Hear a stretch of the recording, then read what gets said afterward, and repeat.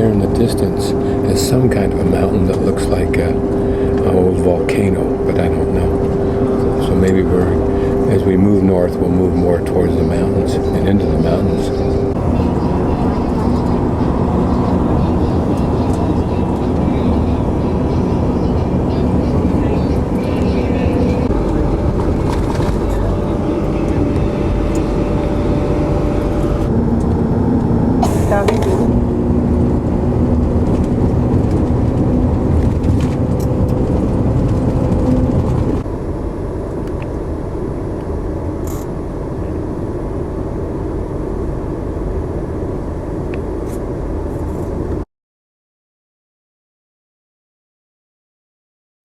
It's about 5:45 in the morning in Sukhothai, New Sukhothai, which is very old looking. I'm en route to get the Sangalore, whatever they call it, but it's like a truck that's got benches in it, and then we go up to old Sukhothai. I think that these are the vehicles we take, and if I'm lucky, I'm the only one on the way out. By almost any standard, this is just a dirty little city and a dirty little street, but it is their street and it looks better now than it does in the daytime. This is what those things are, and I'll try and get the correct spelling of them and never get the correct pronunciation. I don't know who makes it, but my friend the driver, who does not want to be photographed behind me, he says I pronounce it Song Tao. Song Tao. Song Tao. While I was the first tourist type here a little bit before 6. Apparently we don't leave until we have enough people, and there are only 4 of us right now, 3 locals and me, so I don't know what the limit is. Maybe. I wasn't sure what this glob of stuff was, and then I realized it's some kind of a toad or a frog with a funny little small head. It's sitting there eating ants as they go flying. 7-Eleven forms the basis for that. Almost every one of these big service stations. This place is rift with mosquitoes because it's so much water, much of it standing.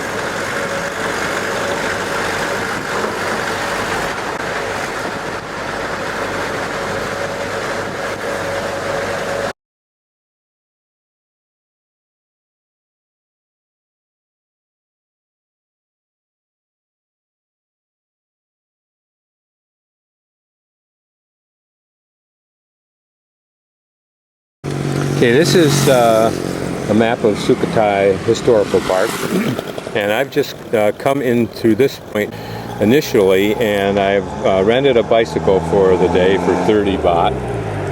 And now I'm going up this way, down here, down here, down here, to see this Wat over here, which you climb up. And then I'll come back, hit another Wat, a couple Wats up here, no, right here I think. And then come down, hit this one, and then down, hit these 2. And then, if I have time, I'll do the inside here a little bit later this afternoon. So specifically where I am right now is right here, and I'll show you what it looks like. Okay, this pan is looking away from the center of the historical park. So now we're panning through the interior of the park. And again, very, very park-like.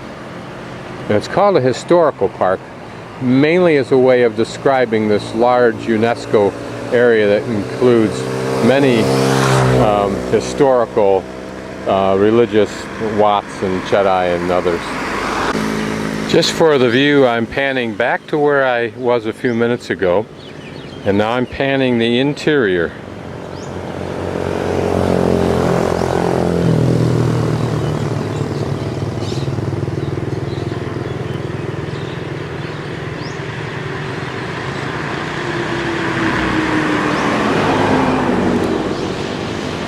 Notice those hills in the background.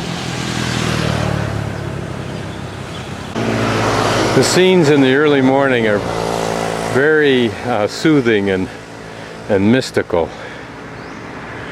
The air having, I suspect the humidity is what it is. It's cool. It was almost chilly coming out here on the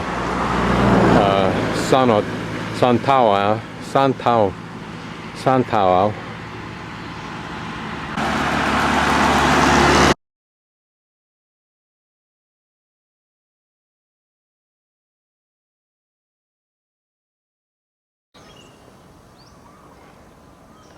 And so now we will begin the pilgrimage up the stony path. Quite tranquil here, as you can hear the birds chirping. Okay, this is a lotus blossom chedai. The upper part, they called it a cone, I think. It does look somewhat flower bulbish, doesn't it? And then a square portion, although they look like they're somewhat two of those. And then the rectangular multi-tiered pedestal that we see there. And at some past time there were also other buildings and structures here. Probably another chedai. What is interesting, people have placed what look like hiking cairns, but my guess is that they're more symbolic impromptu chedai. Incidentally, I think the king put the chedai here to have an excuse to stop halfway up. I mean, that's what I would have done. This dog, I don't know if he's the companion of the police officer. I don't know if any dogs are anybody's companion, just thousands of them. But as I was coming up, he was coming down. He just kind of stood in the path and looked at me, kind of with the idea of, not with any aggression, but like, well, who's moving? I thought it was better part of prudence, so I did.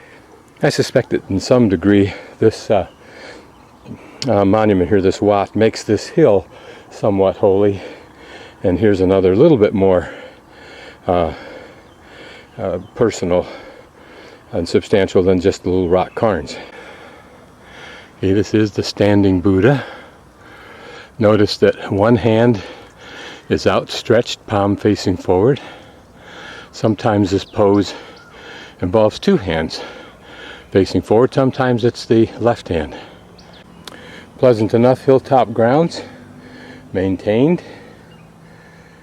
Lack of water at this time of year keeps that a little bit minimal. And looking at this, we can see that at one time it was a rather stately enclosed building.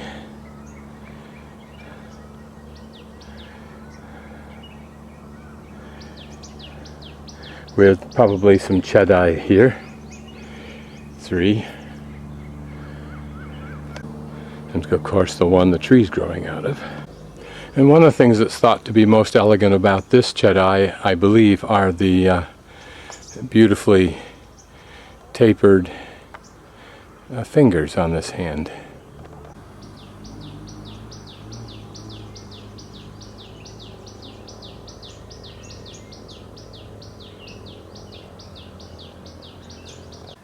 Notice how the sculptor has used fabric, or supposed fabric, draping off of the arm to support that outstretched structure of a hand and arm. And again, the construction.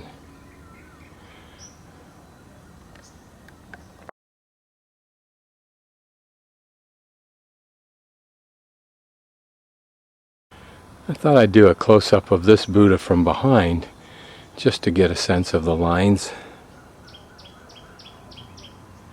Notice how the fabric drapes over the left shoulder.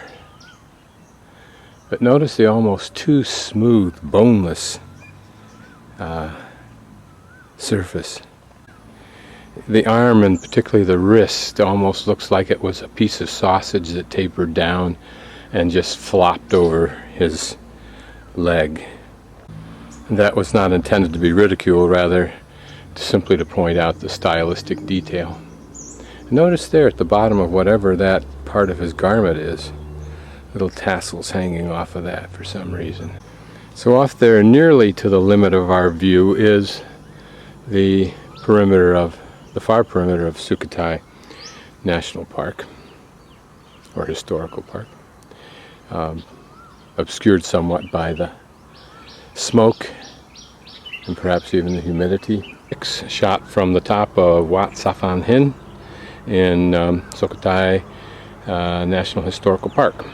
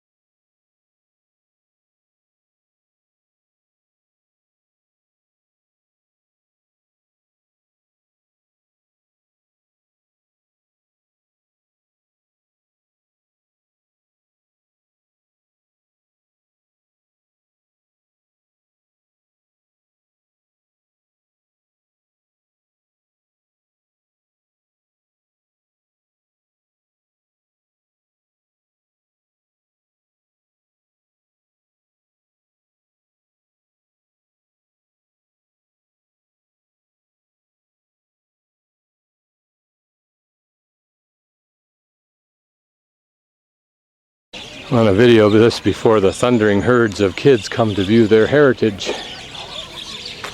Notice how they left squares in there for putting beams of some sort in. This has an impressive mandap, whatever that is, with a 15-meter brick and stucco seated Buddha. So we'll see if we can get inside and see it. You know, what's kind of interesting here is to notice all the angles that have been put at each of these tiers. For whatever reason, I don't know whether they ever held anything, I don't know either. Certainly there was some kind of roofing support that came off of the beams that went in those holes up there.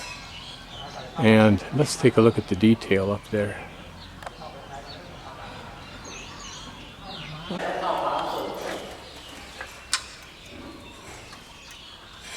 Oh. And again, the tapered fingers of the Buddha here are what apparently stand out for many. But notice the absence of bone structure. Certain tapering at the fingers, probably to indicate that it's touching the foot there. Notice all the angles in here and what that would have done. I assume it was stuccoed, perhaps painted, whether it was white and then painted with murals or not, I don't know. Look at the earlobes. Ears indicated, I think, either power or long life or both. I think the facial expressions are worth dwelling on. It probably means something different to me in my culture than it might to them. But it's kind of like a gentle smile. One that a mother might use when just casually looking at her children playing on the floor beneath her. And the kids are being subjected to the obligatory death lecture. By that I mean the boringly death lectures. They almost always are. It would be fun, were I interested in it enough to figure out how to make this experience as fun as any other experience should be when you're trying to learn. The drudgery of lecture is almost inexcusable. This is kind of interesting. I don't know what this held. It looks like a pillar that's been divided into fourths. But this is interesting. Certainly it's altar-like, and I imagine it served a similar function. But what's intriguing is the moss growing on it. As you look at it, you have to ask yourself, what took place here? What important events were commemorated or commiserated here? And these niches would have held Buddhas, perhaps. This is novel and almost Inca-like. This doorway, partially of stone, but on the left looks like a slab of wood. Now this looks like a dark gray slate of some sort. First time I've seen this. First time I've seen this kind of door treatment. Now as I look at this Buddha with his eyes closed, I think that he is imagining in his meditation, perhaps, beautiful things.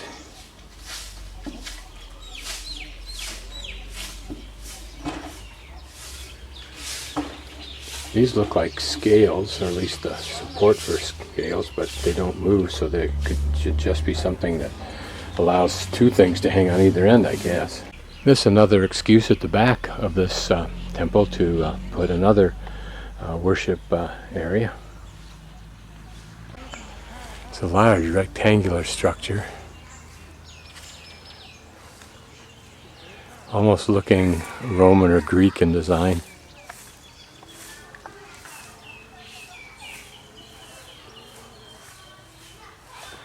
It's fascinating to wonder what this, when this was new 700 years ago, before the Haituahia, whatever that culture was, I can't pronounce that, what this culture would have looked like, not to mention this compound.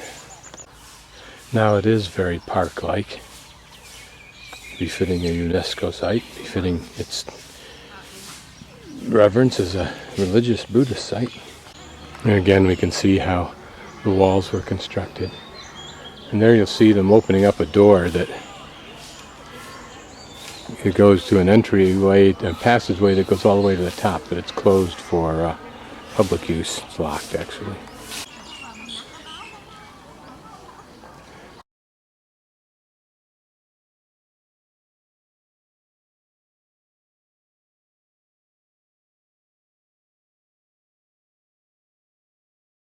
I've just entered the Wat Phra Phai Luang complex, which is right near the Wat Sri Chum that I was just at, depending upon how you pronounce it, they choose to spell it.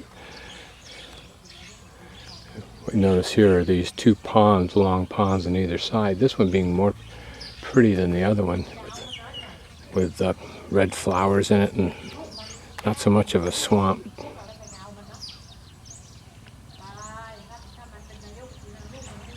But a nice entry. Okay, if you remember the map, I'm on the east side of that Wat Luang. I'm just going to pan across them. We're going to walk down through these ruins. Here, of course, would have been a temple. Again, very, very park-like, very pretty. Not anybody here, though. I'm the only one. Okay, this would have been a little chedai. Perhaps a bigger one here. Notice the rectangular base, but it looks like an octagon middle portion. And here we can see, unfortunately for the Buddha, the remains of a big Buddha in the center, and on the right another Buddha. And we can imagine that that pedestal in front of us was covered with Buddhas and offerings. That this was a covered temple area.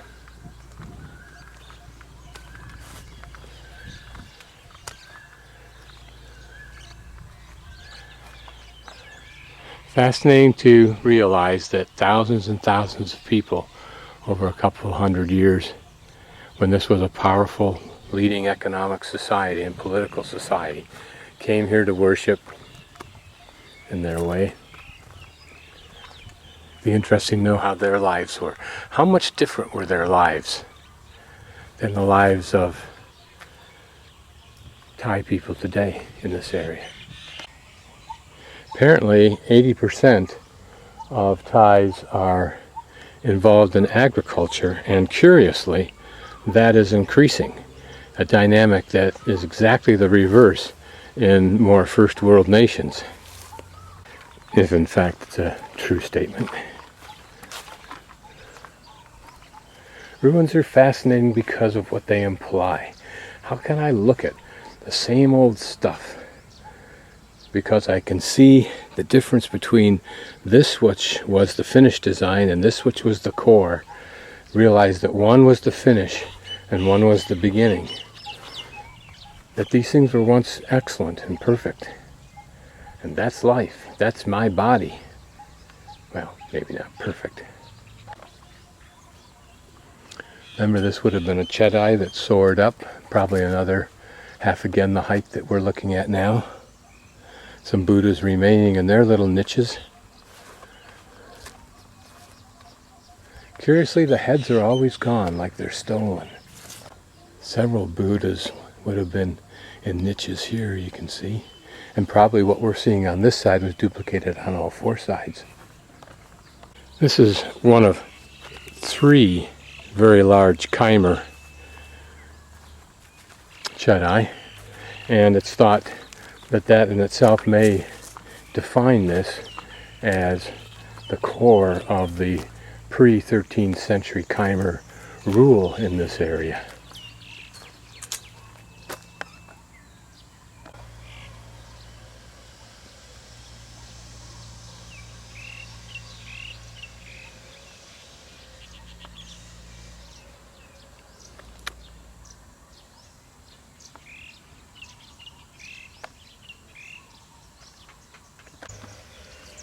And just take a close look at some of the detail here. Again, if we had the power of brain to take all of these little chunks and amass them in our mind like a computer could, to create one composite that gave us a complete Khmer Chedai. That would be a real artistic, intellectual, and mental achievement.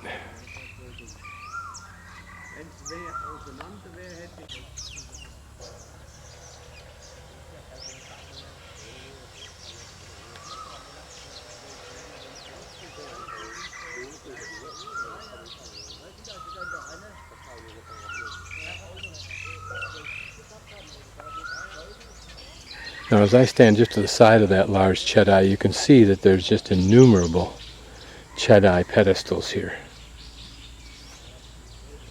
Or a temple, that's a little temple there probably.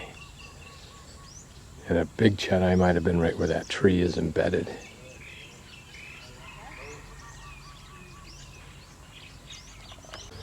Here's a small temple, and notice the small stones, perhaps appropriate to the size. But too well preserved if they happen to be original. Buddha. Notice the conical top on the head. I think that is Khmer.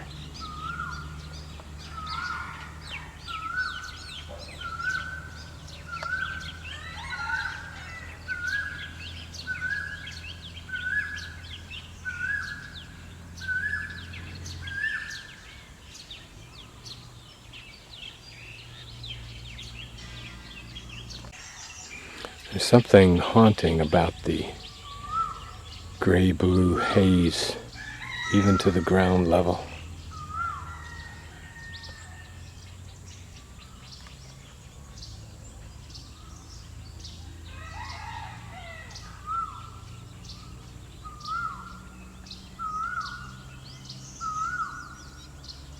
Okay, here we get an idea of the original outline of what would have been a wall of columns and Buddhas.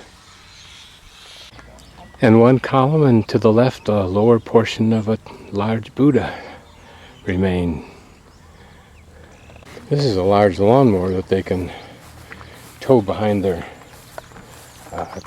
like a motorcycle type thing. I'll pan back across my path through this Wat complex and show you this lovely lake, man-made lake and bridge. There are the ruins in the background.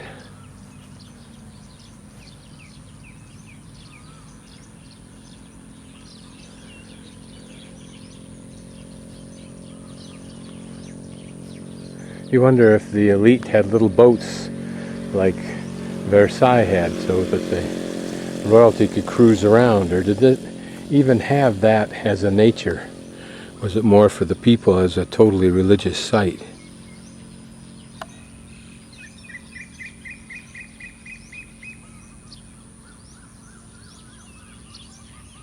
And here across the road, what looks like a more modern Wat complex.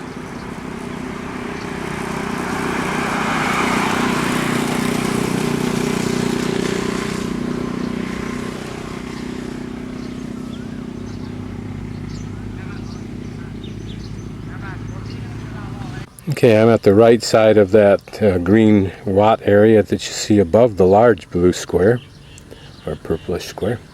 And I'll take that road on the right side downwards, south, if you will, and then to the right, and then wrap around to where I started here in the center point, and then continue down and see these two Wats here, and then come back up and pick up this one.